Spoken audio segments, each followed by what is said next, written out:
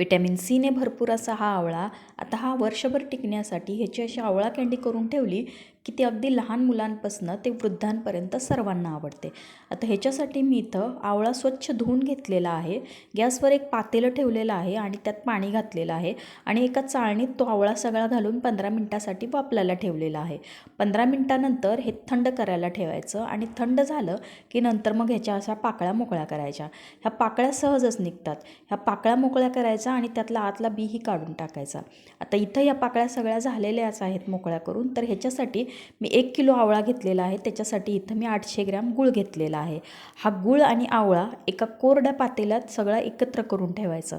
हे सगळं 3 दिवसासाठी पूर्ण तसंच झाकून ठेवायचं. प्रत्येक दिवशी मात्र हे हलवून घ्यायचं. 3 दिवसानंतर ही आवळा कँडी एका चाळणीवर ठेवून निथळून घ्यायची आणि सगळी निथळली की मग एक कोरडं ताट घ्यायचं. त्या ताटावर सगळी आवळा कँडी काढायची आणि ती सगळीकडनं व्यवस्थित पसरून घ्यायची आणि नंतर 2 दिवसासाठी कडक उन्हात वाळवून घ्यायची. जर ऊन नसेल तर 4 दिवस सावलीला वाळवायची. आता त्याच्यानंतर ही वाळली की त्याच्यावर थोडीशी पिठी साखर भुरभुरायची आणि इथं तयार आहे आपली आवळा कँडी.